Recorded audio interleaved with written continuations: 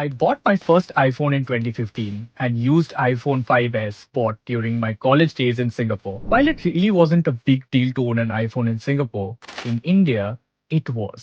It would turn heads every time I took the phone out. My peers marveled at it, and it was an automatic conversation starter. That is how the iPhone was perceived in India, a status symbol above anything else. 10 years later, that image has not changed. Owning the latest iPhone is still the ultimate flex. And this feeling of premiumness and aura has only been amplified by social media and some clever brand psychology by Apple. But what has changed in these 10 years is that that device that seemed almost unaffordably expensive seems well within everyone's financial reach. And this has been made possible by no cost EMIs.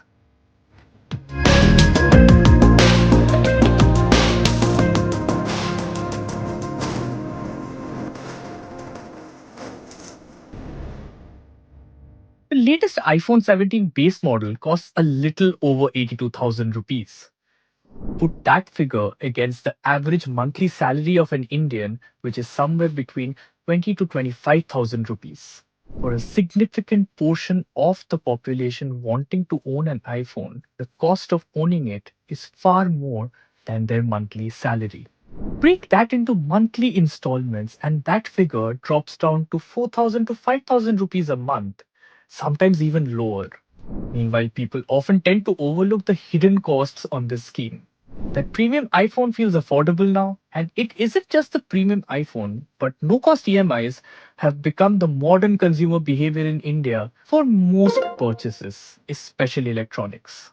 And this represents a generational shift in spending patterns. While the previous generation, that is our parents, strictly followed the save first, spend later motto, we have embraced the buy now, pay later way of life. While the previous generation was strictly against debt, our generation jumps face first into it. Even with a sense of pride, we are chasing instant gratification and dopamine hits, regardless of the financial cost.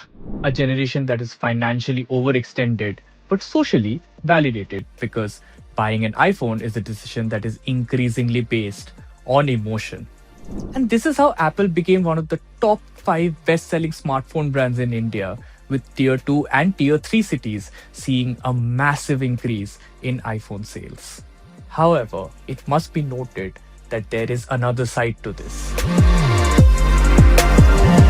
With more people getting into content creation, for them, owning an iPhone makes sense even if they are financially overextending, because for them, that device is an investment and something that will sustain their livelihood.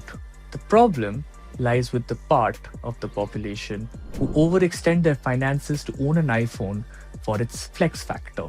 And that is why you will come across news reports of individuals stealing jewelry or coercing their family to buy them an iPhone. This often results in families having to cut back on other expenses just to be able to afford these EMIs.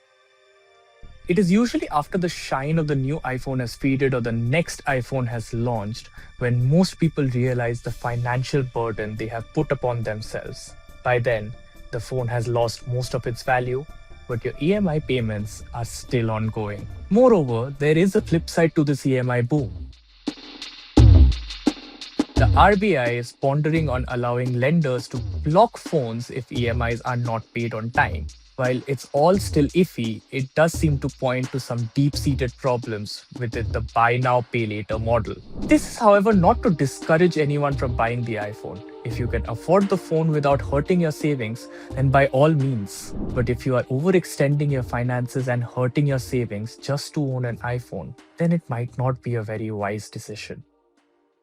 The iPhone obsession in India is more than just a consumer choice. It is a mirror reflecting deeper anxieties about social status and acceptance in a rapidly changing urban India. As the country stands at an economic crossroads, the question isn't whether Indians should buy iPhones, but whether they can afford the long-term cost of this collective financial behavior. The math is clear, the risks are evident, and the choices are individual. But the consequences for families, for communities, and for the nation's financial health are collective. In a country where an iPhone costs over 2 months of work, perhaps it is time to ask, is status worth the price? It's time to ask, is this iPhone generation rapidly turning into a debt generation?